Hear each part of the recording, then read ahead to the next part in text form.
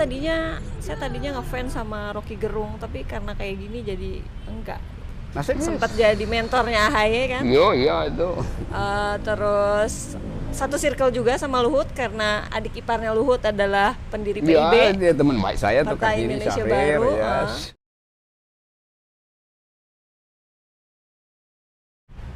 Pak Rocky ngapain sih ngomong kritik IKN terus di ujungnya tuh pakai punchline bajingan tolong.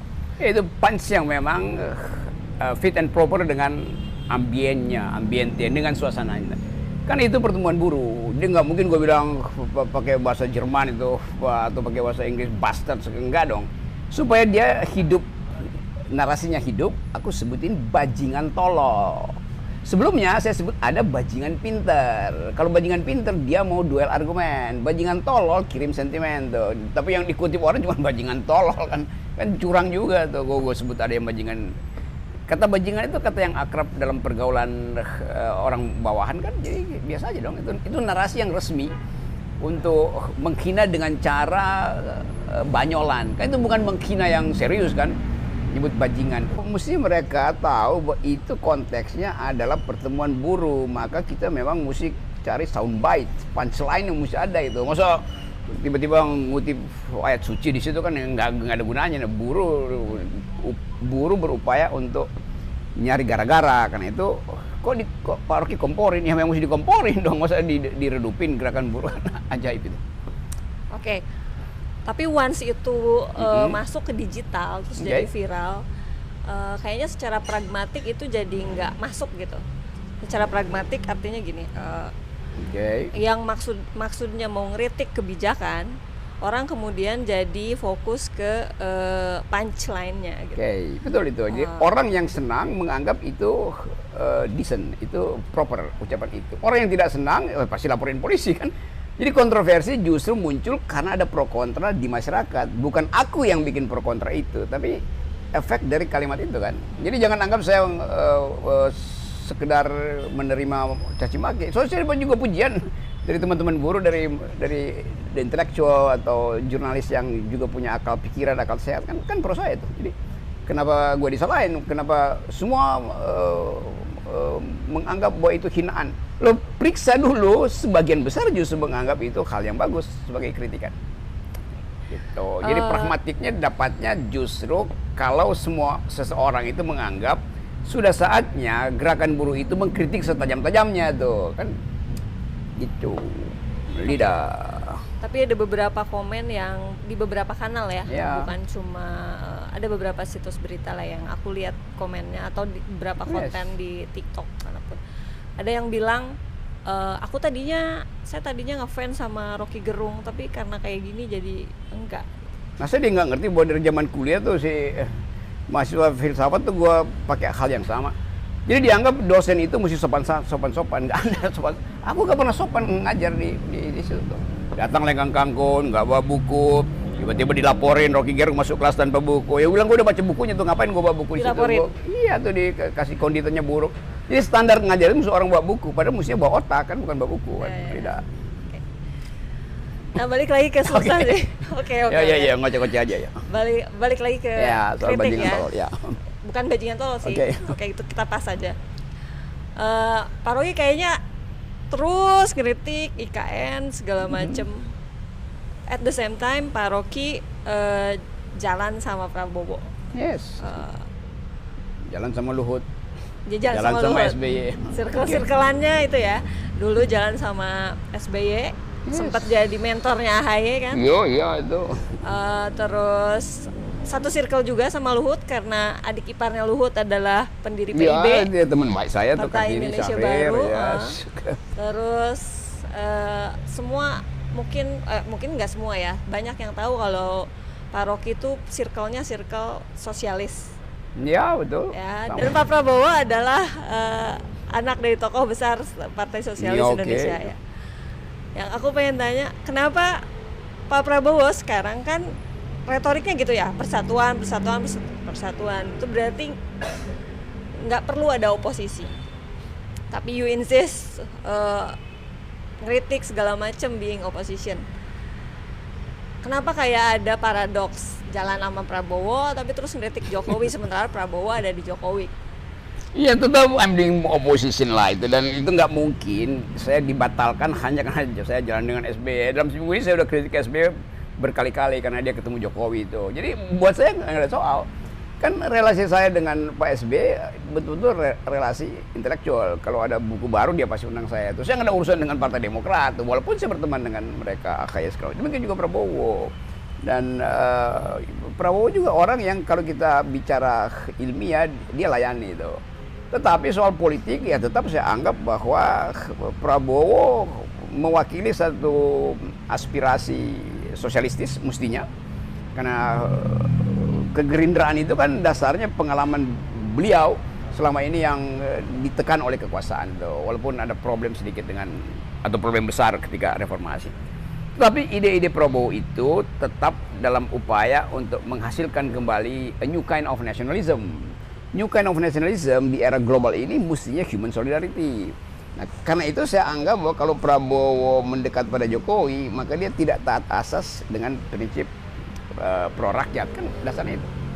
Jadi itu nggak menghalangi saya mengkritik Pak Prabowo. Pak Prabowo mampir ke tempat saya, di rumah saya, bicara banyak hal. Tapi saya bilang saya tak akan kritik. Luhut juga begitu, Pak Luhut sama aja. Tapi sekarang kayaknya apa ya, di beberapa talk show misalnya Pak Rocky ngomong siapa yang paling di antara sekian capres, siapa yang paling bisa, aku nggak tahu persisnya, semacam reliable. Dan Pak Rocky ngejawab Prabowo karena dia punya full power atas dalam partai perbandingan dia. dengan Ganjar, kan saya suka dalam perbandingan dalam isu global security misalnya Prabowo yang paling pintar, paling tahu di situ. AKY juga tahu. Dalam soal environmental ethics ya belum tentu Prabowo tahu, tetapi juga Ganjar pasti nggak ngerti karena ada wadah segala macam. Jadi kalau saya puji seseorang tetap dalam perbandingan dengan orang lain tuh, kan saya nggak anggap kalau saya kasih pujian pada Anies ya karena dia mampu untuk mengucapkan sesuatu secara abstrak, kan dasarnya itu. Ganjar nggak bisa. Jadi orang selalu ketik kenapa Ganjar kok dikritik terus? Ya dalam perbandingan Ganjar tuh gampangnya nggak ngerti nasionalisme, nggak banyak hal yang dia nggak ngerti gitu kan. Dan Soekarnoisme dia nggak ngerti kan. Ganjar nggak ngerti nasionalisme dan Soekarnoisme. Nggak ngerti. Ya, walaupun dia anggota PDI sejak 90. Ya itu intinya, itu casing itu tidak menunjukkan software. Ya casingnya PDIP tapi softwarenya kan tidak Soekarnois. Hal yang sama yang Anda bilang ke Jokowi ya? Dia bukan cuma nggak ngerti Soekarnoisme, dia buta huruf terhadap Soekarnoisme. Lebih parah. Illiteracy dalam soal illiterat gitu ya? Iya, Soekarno ajarin berdikari, Soekarno ajarin go to hell with your aid gitu. Soekarno ajarin prinsip-prinsip dasar humanity. Soekarno ajarin persaudaraan, kan Ganjar nggak ada di situ kan. Ganjar bahkan misalnya begini, seandainya Ganjar menerima atau disodorkan dan dia harus terima wakil presidennya Sandiaga Uno misalnya, ya dia mesti terima, kan dia nggak bisa nolak. Padahal Sandiaga adalah kapitalis, Ganjar bilang dia sosialis, kan itu apa namanya uneven gitu, apa perkawinan yang tidak dimungkinkan sebetulnya kan. Tapi Prabowo sosialistis sebelah mananya? Kan ide-ide dasar Prabowo sosialistis, tetapi dia tetap seorang pengusaha, jadi kontradiksi juga. Jadi saya terangkan sesuatu karena diminta perbandingan dalam efek tertentu, di dalam aspek tertentu. Kalau kita uji habis-habisan, ya semua tiga-tiganya tuh nggak ada yang tegak lurus dengan pikirannya sendiri kan. Demokrat mau perubahan, tapi sekarang mengunjungi Jokowi itu, ditawarin gula-gula Menteri Pemuda misalnya. Lalu perubahannya di mana? Kan jadi soal-soal semacam itu buat saya, ya saya komentarin aja semua hal tuh. Bukan saya memihak pada SBY atau memihak pada Prabowo atau pada Anies tuh. Tiap kali mahasiswa undang, akan bahkan di lingkungan Anies saya datang untuk nerangin hal yang menurut saya benar, menurut saya salah kan. Ya konyolnya Ganjar nggak pada undang saya, kan itu masalahnya itu. Kenapa terus di forumnya Prabowo? Ya karena dia diundang, kan saya diundang, dan saya mesti ucapkan kritik saya. Cuman orang selalu merasa kalau saya diundang Prabowo maka saya pro Prabowo, kalau saya diundang Anies saya pro Anies. Kan orang nggak ikuti kan narasi argumen saya di situ kan. Kenapa nggak ngomong tentang Ganjar? Nggak pernah PDIP undang saya untuk diskusi. Bahkan mereka merusak diskusi saya di Jogja. Ketua PDIP ikut andil untuk menghalangi di onsite di lokasi supaya saya nggak boleh masuk situ kan. Padahal PDIP itu partai, dia bisa bikin regulasi supaya saya nggak masuk. Ngapain PDIP ada di situ? Kalau LSM yang bentak saya boleh, tapi itu partai. Dia udah perwakilan di DPR kok. Ngapain melarang orang bicara gitu. Next question. Apa bedanya sosialistis sama proteksionis? Karena beberapa retoriknya Prabowo itu lebih ke proteksionis. Ya itu kan kita bayangkan misalnya dia protek demi apa? Tentu demi patriotisme, nasionalisme, menghidupkan industri impor segala macam gitu kan. Tapi di ujungnya dia anggap bahwa Jokowi harus diteruskan. Nah seluruh proyek Jokowi tidak proteksionistis tuh, atau bahkan tidak nasionalistik dalam pengertian yang lebih lebar gitu. Jadi sosialisme Prabowo itu dia mengandaikan bahwa Indonesia bisa dituntun kembali dengan ide kesetaraan, tapi di dalam praktek kan nggak begitu kan. Nah itu yang buat saya, ya saya kasih kritik. Kalau saya ngomong di depan Prabowo, hal yang sama saya ucapkan. Nggak ada. Pak Rocky kritik itu ucapin. Prabowo waktu dia masuk kabinet, yang kritik pertama saya dan dilaporkan oleh Gerindra, saya minta Prabowo diusir dari kabinet. Saya bahkan komporin cebong, ngapain? Itu hak lu, ngapain kasih ke Prabowo? Usir dong dia dari situ. Karena itu sampah. Saya bilang sampah loh Prabowo waktu itu. Saya dilaporin oleh Gerindra, diundang oleh Prabowo klarifikasi. Ya saya bilang saya ngomong itu. Tapi Prabowo terima, yo itu kritik akademis kalau begitu. Kita nggak laporin ke polisi. Kan lo fair kan? Bukan saya nggak kritik, saya yang kritik pertama kok. Karena saya anggap ngapain Prabowo bersaing di dalam pemilu dengan Jokowi, tiba-tiba disodorkan portofolio Menteri Pertahanan diterima. Tapi ya itu, ya dia terima dengan seluruh argumen dia bahwa sebaiknya dia ada di dalam supaya bisa mengatur kebijakan. Ya oke, nggak ada soal kan. Lain kalau saya partai oposisi, kan saya beroposisi sendiri. Oke. Argumen soal tadi yang circle-circlean itu, Ya. yang pernah kita bicarain di luar ini gitu, itu masuk nggak?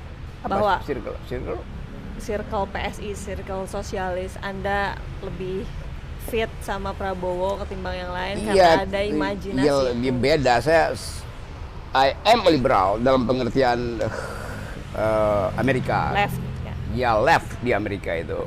Tetapi saya menganggap diri liberal bukan untuk pro individualisme, tapi untuk kebebasan individu. Kan beda bilang saya liberal itu artinya pro kepentingan individu itu, bukan. Saya pro kebebasan individu. Kepentingan individu itu libertarian secara dasar ya kan. Dan itu liberal lebih tengah ya. Iya, liberal sebetulnya Tengah kiri ya. Tengah kiri itu. Ya di Eropa liberal pasti kanan karena di situ ada partai buruh yang kiri. Aku ingin tanya sih pendapatnya Pak Rocky dalam 9 tahun ini, hampir 10 tahun ini, banyak komentator bilang bahwa Jokowi ngubah course of Indonesian politics post Soeharto. Pasca Soeharto tuh berubah setelah Jokowi. Dalam arti Jokowi sangat jago mengkonsolidasi kekuasaan, punya retorik yang sekarang ditiru bahkan oleh Prabowo, persatuan segala macam. Komennya Pak Rocky gimana? Saya nggak percaya bahwa itu ditiru secara sempurna. Itu ditiru secara pragmatis juga oleh Prabowo. Supaya menang? Ya pasti kan. Ini kan soal siasat. Ditiru oleh Ganjar, ditiru sekarang oleh SBY, kan sama aja kan. Jadi nggak ada yang otentik sebetulnya tuh. Karena sifat dari politik kita nggak ada oposisi dari awal. Kalau oposisi pasti dia secara diametral, paradigmnya beda itu. Ada counter paradigm di sini kan nggak ada counter paradigma. Jadi kalau dibilang Prabowo akan pro Jokowi atau pro continuity, dengan masuknya SBY maka teori continuity itu kan berkurang kan.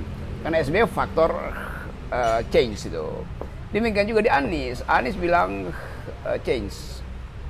Tapi dengan masuknya Caimin, maka change-nya Anies berkurang karena diambil sebagian continuity oleh Caimin. Jadi final calculation, Prabowo tidak lagi sepenuhnya pro Jokowi karena ada SBY, Anies tidak sepenuhnya lagi anti Jokowi karena ada Caimin. Kan itu dasarnya kan karena koalisi. Jadi koalisi itu memperburuk apa tadi istilah kamu itu, kurikulum politik kita. Karena ini koalisi demi apa? Kan koalisi di dalam teori berkoalisi itu dari awal sampai akhir. Sekarang koalisi bisa pindah-pindah kan ajaib. Ini koalisi apa? Ya karena godaan material kan. Orang yang berkoalisi itu dari awal mestinya Anies misalnya berkoalisi dengan Demokrat udah sampai akhir aja. Tetapi ada kepentingan, ini yang saya maksud, kepentingan kuantitatif. Anies butuh tambahan suara, maka dia berupaya buat cari Caimin karena Caimin menguasai Jawa Timur seolah-olah begitu. Jadi kalau dari awal orang kuantitatif, ya ngapain bikin koalisi? Kan susah kan? Koalisi itu kan harusnya visi tuh. Mau kalah, mau menang, nggak ada soal kan. Tapi PDI Perjuangan 10 tahun loh. Berapa? Nggak masuk koalisi. Ya dia 10 tahun karena dia thresholdnya dia punya tuh 20% kan. 10 tahun dia nggak masuk pemerintahan. Ya mestinya PDIP tegak lurus dengan itu. Bahwa dia 10 tahun tidak memerlukan koalisi karena Soekarnoisme ada di depan. Tapi kan coba kita tanya, apa yang dibuat oleh PDIP untuk menunjukkan bahwa dia partai yang basisnya Wong Cili itu. Selama Presiden Jokowi nggak ada. Stunting itu menunjukkan Presiden tidak peduli pada Wong Cili. Menggusur itu berarti Presiden tidak peduli pada Wong Cili. Dan itu dia kader PDIP. Nah saya usulkan, mestinya Megawati pecat Jokowi sebagai kader PDIP kan. Tarik aja kartu anggota Jokowi. Lalu orang bilang, oh kalau begitu teguran maksimal dari Mega adalah dengan memberhentikan status Jokowi sebagai anggota PDIP. Maka bebannya hilang. Sekarang kan masih ngerintil upaya buat kasih sinyal supaya Jokowi masih perhatikan PDIP lah kan. Dangkal itu, apa istilahnya apa, the banality of the intellectual itu. Nggak, maksudku gini, waktu SBY berkuasa, PDI bisa jadi oposisi selama 10 tahun. Kurang lebih ya jadi oposisi ya, works atau enggaknya betul. Ya dia jadi oposisi. Nah sekarang yang expected jadi oposisi kan Gerindra mestinya. Ya. Di 2014 sampai 2019 kurang lebih ya ada Fadlizon yang ngomong di parlemen dan seterusnya. Tapi itu kemudian nggak works 5 tahun kemarin. Misalnya nih PDIP, dia beroposisi pada SBY waktu itu dalam hal-hal yang sifatnya tidak pro Wong Cili itu. Naikin harga bensin itu tidak pro Wong Cili. Maka PDIP, saya dukung itu, beroposisi lah pada SBY itu.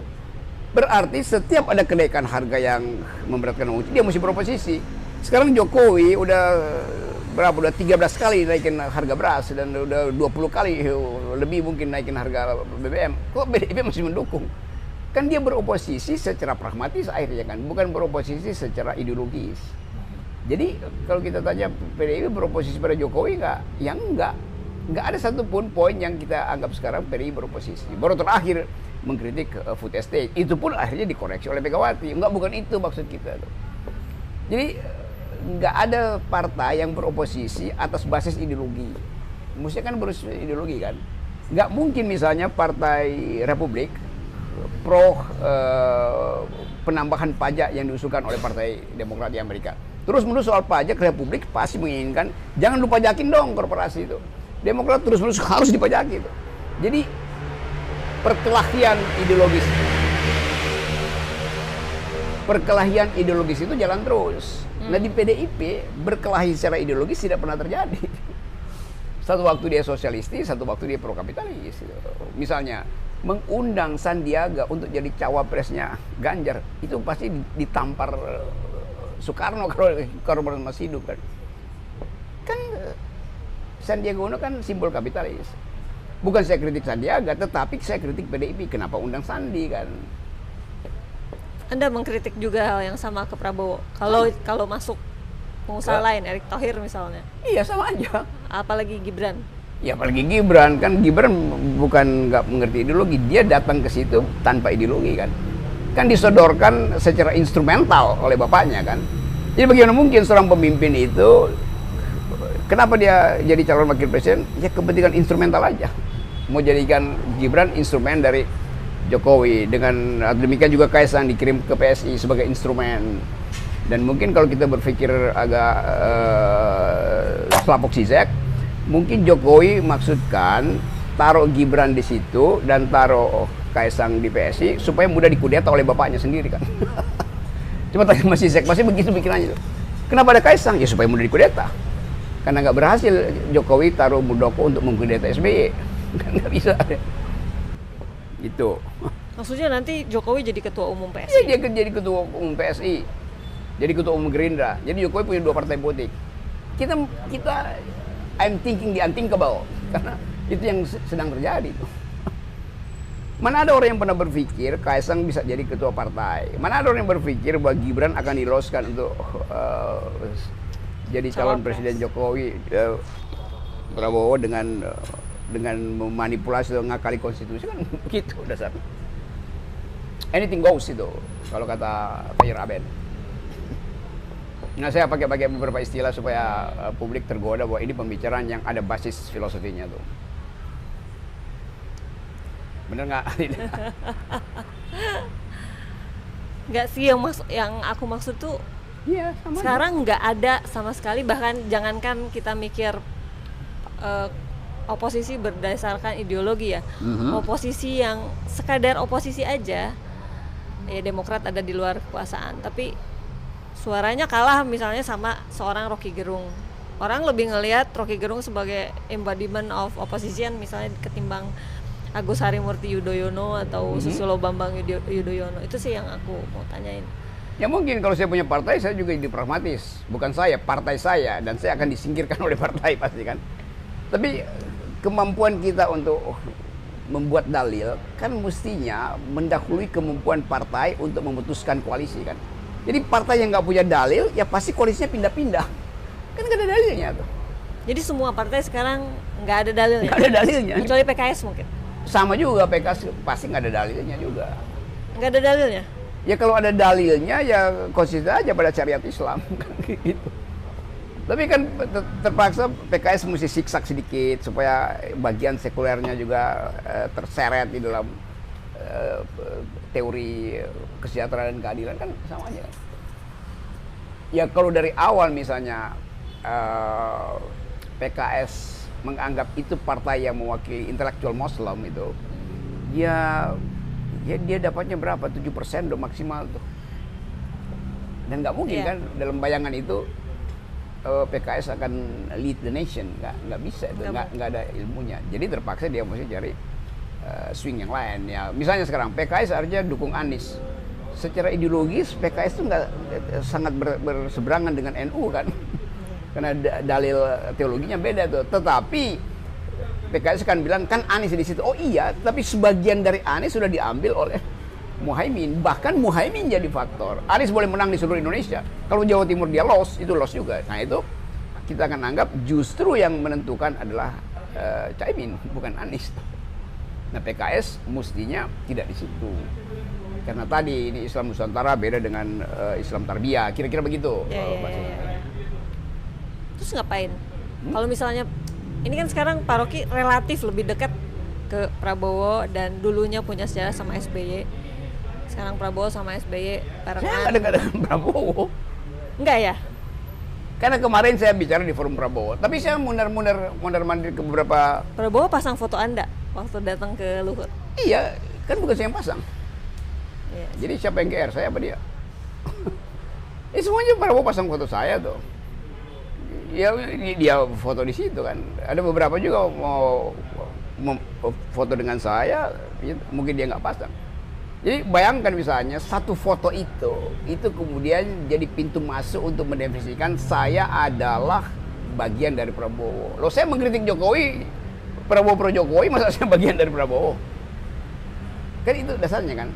Yang saya pujikan pada Prabowo adalah kegigihan dia untuk menetapkan waktu dan membangun partai. Itu kan sesuatu kan mesti Prabowo udah fading away gitu kan. Tetapi kok dia mau ya lakukan pekerjaan politik. Jadi ya dia dikasih kredit untuk itu. Yes, dia memulihkan diri, berupaya memulihkan diri dengan membangun partai dan berhasil gitu kan. Apapun itu yang terjadi. Orang kan kritik tentang hak asasi manusia. Oke. Ya dilanjutkan aja kritik itu. Walaupun faktanya PDIP sekarang mempersoalkan Prabowo terlibat hak asasi manusia tuh, problem itu. Berarti yang mengizinkan Prabowo terlibat adalah PDIP. Karena 2009 Prabowo adalah calon wakil presidennya Megawati. Bagaimana coba? Jadi PDIP nggak konsisten juga tuh soal itu. Jadi kalau misalnya Prabowo dengan elektabilitasnya yang sekarang ya, kalau Jadi misalnya presiden. dia jadi presiden, Ya tetap saya kritik lah. Pak Rocky akan tetap kayak Ya, gini. ya pastilah, kalau nggak, ya apa yang membahagiakan orang selain mengucapkan hal yang akan diingat sebagai peringatan. Kan saya udah kasih banyak peringatan tuh bahwa soal food estate misalnya, ya ada problem. Kenapa tidak ada riset awal, mitigasi bahwa itu akan gagal? Ya Prabowo punya dalil, ya saya nggak dikasih uang untuk merawat. Bagaimana caranya? Masa cuma disuruh gusur? Kan itu fair juga dia terangkan itu kan. Kalau kita tanya pada Anies Baswedan, apa yang kita mau tanya? Dia belum bikin apa-apa itu. Tapi kita akan tanya, kenapa Anda menganggap bahwa IKN itu akan Anda lanjutkan? Kata Anies, iya karena itu udah undang-undang. Lo justru karena itu undang-undang, batalin undang-undangnya tuh. Sekarang undang-undangnya direvisi. Anies mau bilang apa tuh? Revisi undang-undang IKN, pasti Anies setuju juga kan? Nah saya nggak akan protes itu tuh. Berarti you nggak ngerti dong apa yang disebut koreksi terhadap kebijakan tuh. Justru undang-undang itu yang menyebabkan IKN itu dilanjutkan dengan keburukan tanpa AMDAL. IKN dilakukan tanpa AMDAL, Mas Anies pro itu. Maka saya akan kritik Anies, walaupun saya tetap menganggap dia jangan dihalangi dong untuk maju sebagai presiden kan. Kan saya fair aja sih.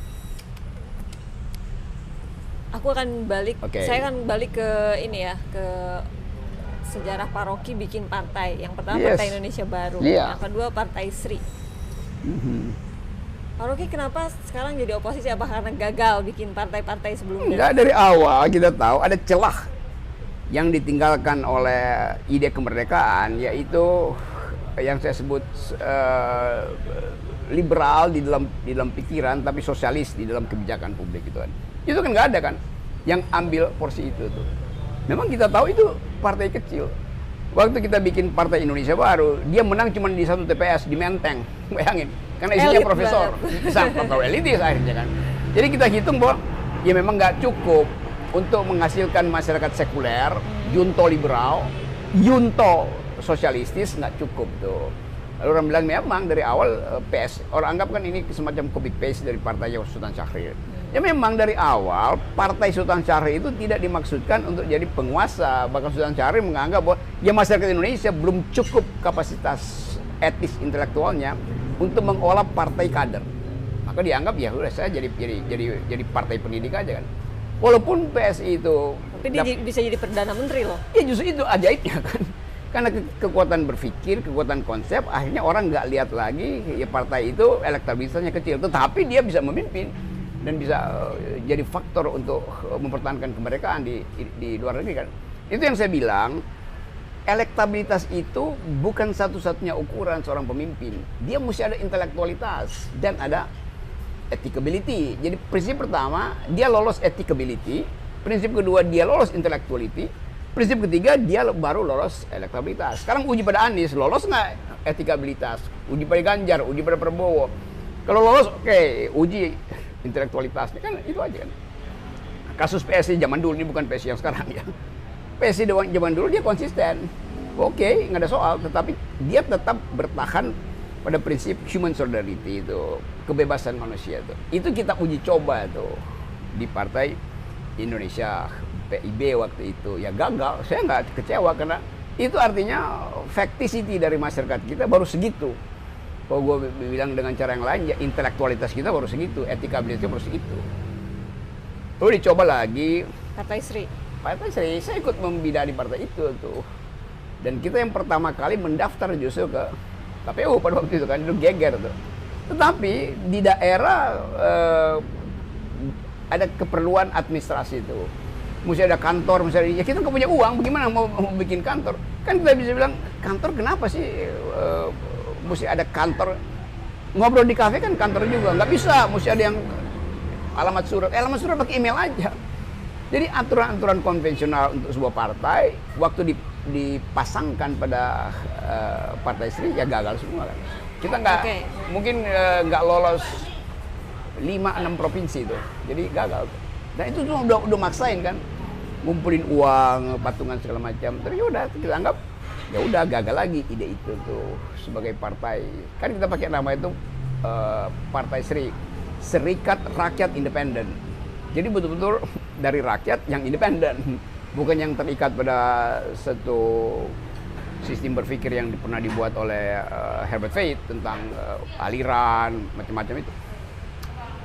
Tapi dulu itu kayak menokohkan Ibu Sri Mulyani kan Yes, itu. ya?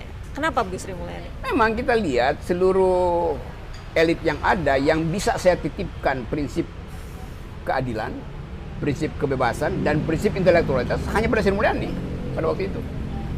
Karena Sri Mulyani fight jadi presiden. Saat itu ya? Ya, lewat konvensi Partai Demokrat, nggak bisa tuh. Oke, kita coba bikin tuh. Sekalian menguji, bisa nggak? Karena itu saya buatkan dia forum perpisahan. Ada pidato di situ, saya kasih pengantar. Lalu semua orang merasa, ya suatu era yang baru tuh. Ya tapi ternyata Sri Mulyani pada waktu itu hanya dilindungi secara etis intelektual, tidak secara politis. Oke. Maka dia gagal. Partai Sri nggak bisa tuh. Kalau dia Partai Sri lolos, pasti kita calonin Sri Mulyani sebagai presiden pada waktu itu. Kenapa sekarang Pak Rocky banyak ngomong soal utang, kritik soal utang, padahal gatekeepernya Sri Mulyani? Dan Iya. kurang lebih, ya kurang lebih sih ya, kurang lebih. Mungkin lebih, mungkin kurang. Sejak dulu ya gatekeepernya Sri Mulyani waktu. Yes. Apa yang berubah? Ya karena Sri Mulyani, dulu saya bilang begini, Sri Mulyani itu ibarat kebun bunga. Saya bikin bahkan quote satu filosofi dari Afghanistan. Saya bilang begini nih,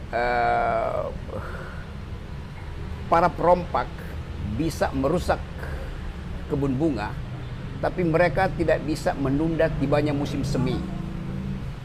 Saya bilang Sri Mulyani itu adalah musim semi itu. Pada waktu itu aura itu. Dan akhirnya berubah kan, Sri Mulyani pergi ke Washington, berupaya untuk ya cari kegiatan lain, balik ke Indonesia, dipanggil oleh Jokowi di dalam cerita Sri Mulyani, dia diminta untuk menyelamatkan Indonesia. Lalu satu waktu saya masih bicara, ya Rock begini, kalau gua nggak pulang misalnya, kira-kira begitu tuh, ya Indonesia bisa lebih baik sebetulnya kalau diolah dengan benar. Tapi rejim Sri Mulyani itu kan mestinya satu paket dengan kabinet yang lain kan.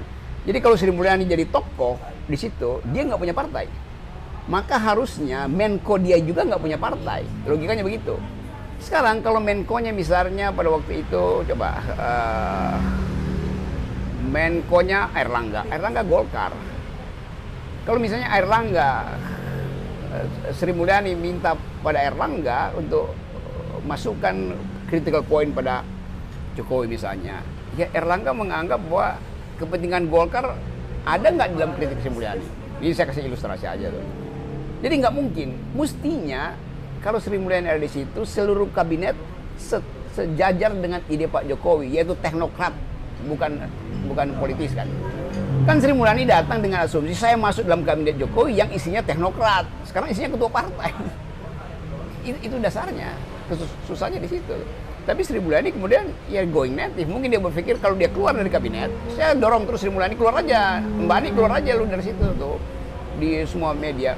Tapi saya bisa pikirkan kalau dia keluar ya berantakan Indonesia. Mungkin dalam pengertian dia, udahlah gua terima nasib ini. Kalau gua keluar Indonesia makin berantakan. Kenapa? Karena profil Indonesia di bidang ekonomi hanya melalui Sri Mulyani. Sri Mulyani mungkin bisa minta utang ke semua negara atas tangan dia. Orang lain nggak mungkin dikasih kan. Nah di situ dilema Sri Mulyani itu. Ini cara pikir teknokrat lama di zaman Orde Baru ya.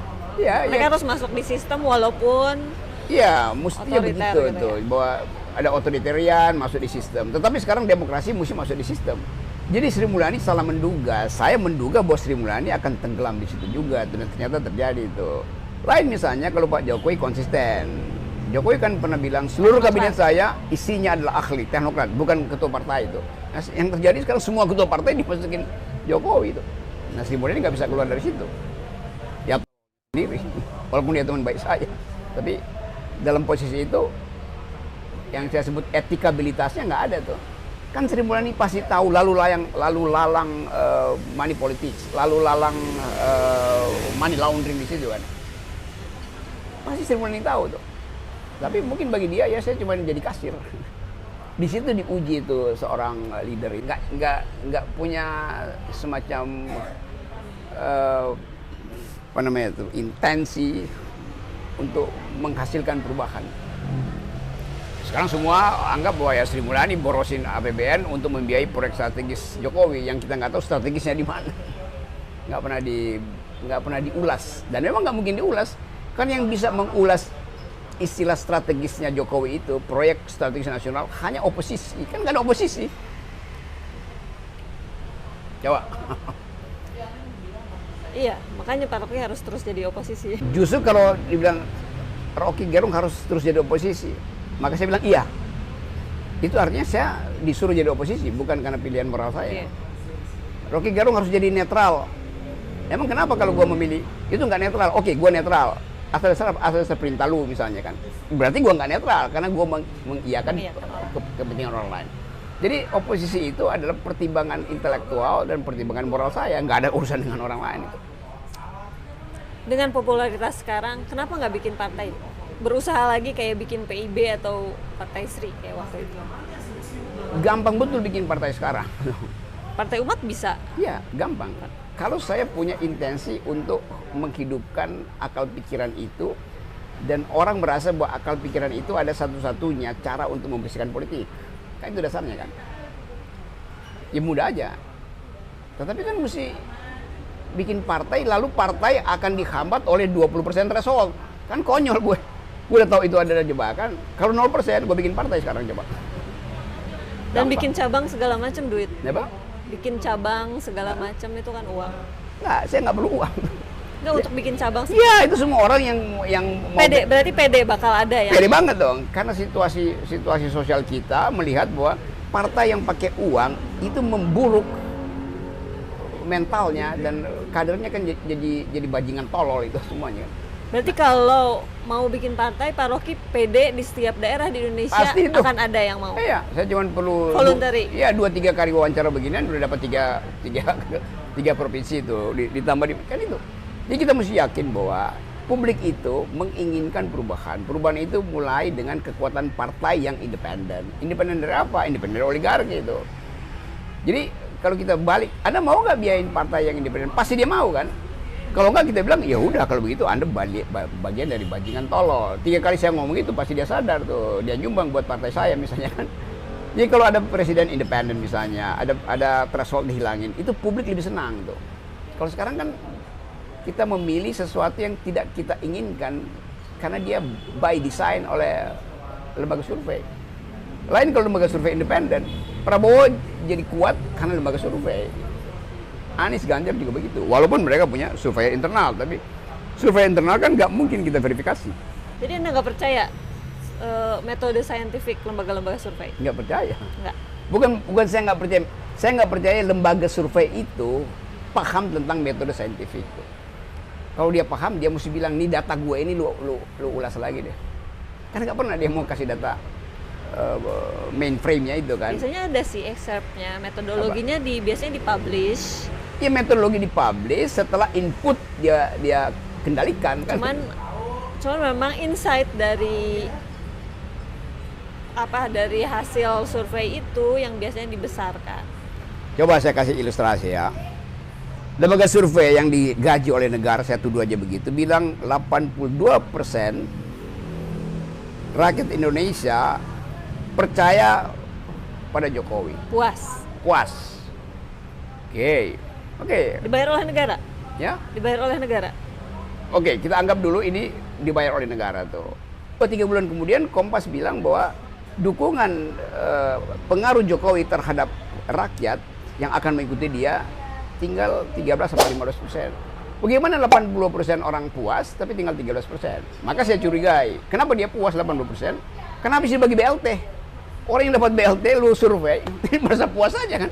Surveinya dilakukan setelah. Iya, itu yang saya sebut metodologinya apa. Begitu disiram BLT, disurvei, pasti orang bilang, oh terima kasih ya.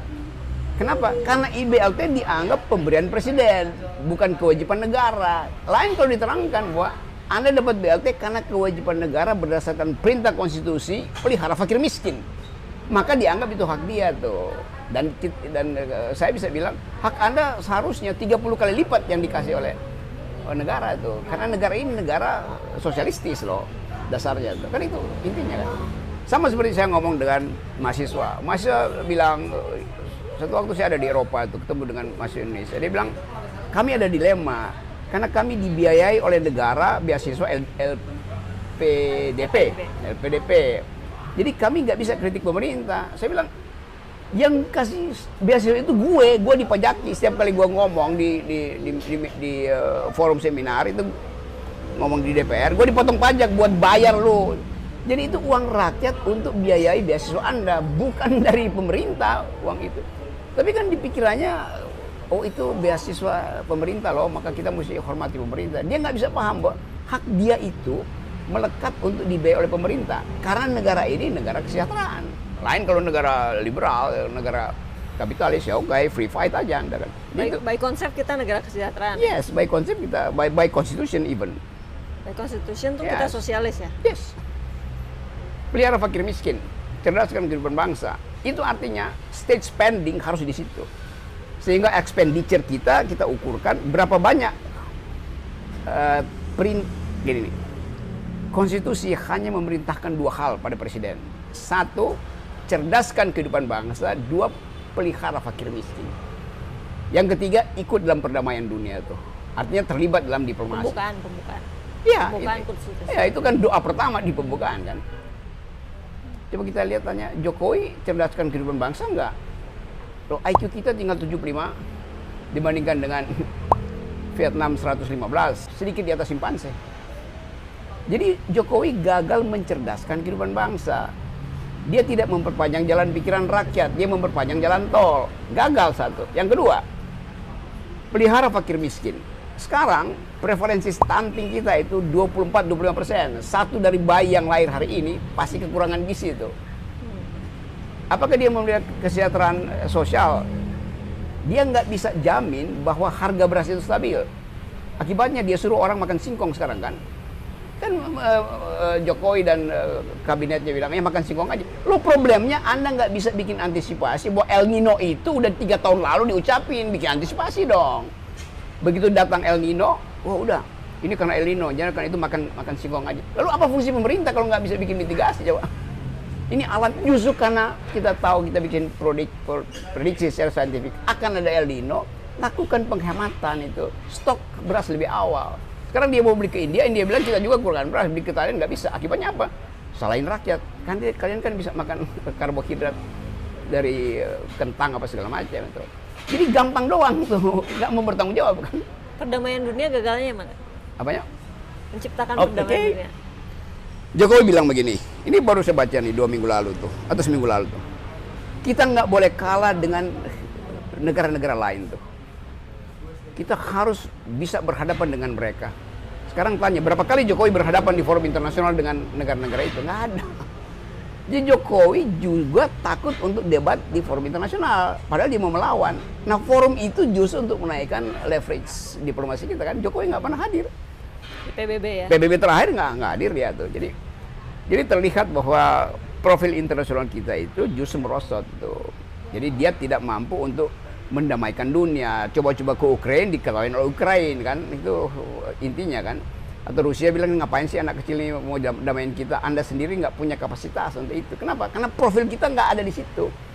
Lain dengan Bung Karno tuh, masih ada ide tentang internasional humanism segala macam. Bung Karno pernah bikin conference Asia Afrika. Jokowi nggak pernah ada di situ. Bung Karno atau Syahrir? Ya Syahrir yang mendiplomasikan itu. Enggak. Tapi Pak Rocky pilih Bung Karno atau Syahrir? nggak ada pilihan di situ kan.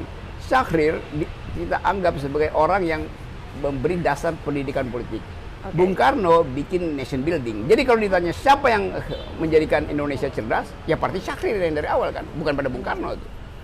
Siapa yang menjadikan Indonesia sosialistis, ya bukan Syahrir, tetapi proposal dari Muhammad Hatta tuh. Siapa yang membuat Indonesia itu dianggap sebagai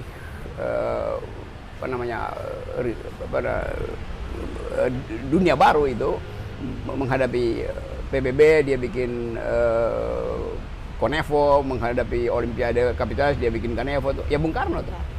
Jadi nasib kita sebetulnya diukurkan pada spesifikasi dari orang-orang itu. Jadi jangan itu sama seperti nanya milih Syahrir Bung Karno, enggak tuh. Itu kita melihat aspek apa. Bung Karno cacatnya cuma satu, dia akhirnya berubah jadi pemimpin otoriter, menyatakan diri sebagai pemimpin seumur hidup kan itu buruk. Tapi sebelumnya juga memerangi Malaysia kan? Iya, tetapi di ujungnya dia udah bagus profilnya, lalu dia bilang saya presiden seumur hidup. Lalu dia penjarakan Natsir, dia penjarakan Sultan Syahrir, kan itu buruk dong. Nggak fair itu. Nggak mau terima kritik. Hatta ya mungkin karena Pak Hatta ya bahasa tubuhnya lebih sopan, tapi akhirnya Pak Hatta kan mundur dari kabinet, mundur sebagai wakil presiden. Aku mau tanya satu pertanyaan konseptual. Kenapa Pak Rocky membesarkan peran akal sehat? Padahal dalam politik kita tahu dan kita belajar bahwa nggak gitu cara mainnya. Iya, buat politik saya tetap tentang massa, tentang rakyat, dan itu massa. Oke, boleh aja itu. Tapi saya mau lawan itu kan. Buat saya demokrasi adalah the government of reason through the government by the people. Bukan government dari, oleh, dan untuk rakyat. Itu kan tipuan para demagog kan. Kan tetap ada decency di dalam politik itu kan. Nah itu hanya bisa diolah dengan kemampuan rasional, dengan kemampuan akal. Jadi kita berpolitik tanpa public reason. The use of public reason, kalau kata konsep John Rawls itu kan. Atau public use of reason itu, kan nggak ada kan. Itu yang terlihat di koalisi kan. Ibu Mega sama juga, PDIP juga begitu, nggak ada public reason di situ kan. SBY akhirnya juga begitu kan. Nah, apakah itu yang kita sebut politik? Bukan. Di awal kemerdekaan, the use of public reason itu justru yang menghidupkan diskurs demokrasi. Perdebatan konstituante itu tajam banget. Itu sifat deliberatif dan demokrasi diawali ketika percakapan di pembuatan konstituante itu, walaupun akhirnya gagal, tetapi di situ ada diskurs itu. Dilatih untuk berpikir tajam, apa bentuk negara kita, republik, sultan, kesultanan, atau balik pada kerajaan, ada yang meminta supaya jadi negara Islam. Diskurs itu diolah akhirnya, dan kita tiba pada kesimpulan negara ini harus berbasis kedaulatan rakyat, bukan kedaulatan agama, bukan kedaulatan negara, bukan kedaulatan raja bahkan kan. Jadi diskursus kita menghasilkan prinsip yaitu kedaulatan rakyat. Nah, mestinya itu yang kita pegang dong sekarang. Jadi kedaulatan rakyat artinya kedaulatan untuk menghasilkan diskurs. Untuk menghasilkan diskurs diperlukan oposisi. Oposisi hanya disebut oposisi kalau pikirannya berseberangan dengan yang memerintah. Jadi demokrasi artinya tukar tambah pikiran, bukan tukar tambah kuantitatif. Nah, prakteknya memang artinya tukar tambah kuantitatif. Nah, itu kan nggak masuk akal kan. Demi kuantitatif, PDIP dan PKS bisa tukar tambah perda syariah di daerah. Kan itu konyol kan. Masa PDIP mensponsori perda syariah? Kan orang bilang itu bukan PKS loh, PDIP yang lebih banyak menyetujui perda syariah. Supaya dia bisa tukar tambah dengan PKS di tempat lain, supaya PKS dukung bupati yang ada di basis PDIP. Kan itu konyol. No reason at all gitu, atau unreason politik gitu. Terus mesti ngapain? Lakukan gerakan LBP, Liga Boykot Pemilu. Ya ujungnya mestinya begitu tuh. Tapi tentu saya sebagai orang yang melihat ya udahlah, saya silahkan dah. Tapi di pikiran saya yang nggak ada mutunya. Kan buat saya atau dengan. Tapi kalau kayak gitu buat apa kita bikin demokrasi elektoral? Ya memang ada gunanya. Demokrasi elektoral disebut demokrasi kalau di dalamnya ada radical break, ada traces, ada bekas gitu. Kita ingin 2024 politik itu berubah dan meninggalkan bekas supaya kita ingat bekas itu. Nah nggak ada yang bikin bekas hari ini kan, karena semuanya ya business as usual kan. Itu yang saya anggap bahwa ya kita membuat politik dengan asumsi awal yang kuno itu bahwa politics is the art of the possible itu. Ya mungkin aja. Iya tapi kita nggak bermaksud takut untuk bicara terbalik. Politics is the art of attacking the impossible itu, termasuk yang proposal tadi kan. Bikin aja partai tanpa threshold, bikin partai tanpa dana oligarki masih bisa itu. Tapi itu impossible, justru itu politik adalah seni untuk melawan yang tidak mungkin gitu kan. Jadi Pak Rocky mau bikin partai? Kalau saya nggak mau, nggak mungkin saya mau diwawancara. Kapan bikin partai? Ya setelah sesi wawancara ini selesai. Dan pasti nggak selesai karena kamu akan tagih terus tuh. Oke, ini baru pembukaan. Ya sebagai ide kita ingin begitu kan. Jadi kalau dari awal kita masuk di dalam the logic of pessimism, maka kita nggak mungkin lakukan. Nanti orang bilang Rock dulu dari dulu begitu. Oh iya, dari awal dari zaman Harto juga begitu. Kok nggak berubah-ubah? Dulu juga nggak berubah-ubah jadi bego, jadi dungu kan, sama aja. Saya akan bilang begitu orang yang kritik saya kan. Jadi nggak ada sesuatu yang buat saya beban. Saya anggap ya enteng-enteng aja kan. Nggak mau berubah ya udah lu memang ngapain kita minta keledai untuk pakai sepatu yang ada sinyal supaya nggak masuk lubang berikutnya kan, nggak ada gunanya kan. LBP ya? LBP. Ya itu Liga Boikot Pemilu. Sampai bikin partai baru. Apa? Sampai bikin partai baru. Ya partainya namanya LBP, Liga Boikot Pemilu, sebagai partai. Dosen lucu. Ya kan dari awal saya bilang let's think the unthinkable kan, mesti begitu. Kenapa yang unthinkable? Lo di Indonesia itu yang unthinkable itu akhirnya dirasionalisir. Kenapa Kaisang jadi ketua PSI? Ya karena kita butuh anak muda itu. Lo anak muda itu bukan ide, bukan orang, tapi idenya apa itu kan. Lo teman-teman di PSI menganggap ya itu masuk ya tapi apa semua keterangan akademis yang bisa diajukan oleh PSI yang mengklaim dirinya adalah the intellectual itu batal dengan peristiwa Kaisang masuk PSI. Berarti hebat dong Jokowi. Ya, Jokowi melakukan hal-hal yang unthinkable. Memang. Jadi kehebatan Jokowi tidak bisa dicegah oleh mereka yang berpikir. Itu artinya pendukung Jokowi ya orang yang nggak berpikir. Gampangnya begitu kan. Kalau dia berpikir dia bisa cegah Jokowi dong. Yang yang banyak doktor di situ, intelektual, bekas aktivis. Artinya kita mesti anggap bahwa dia tidak pernah berpikir. Jadi kita ada di dalam era bukunya Hannah Arendt itu Thinking in the Dark Age itu.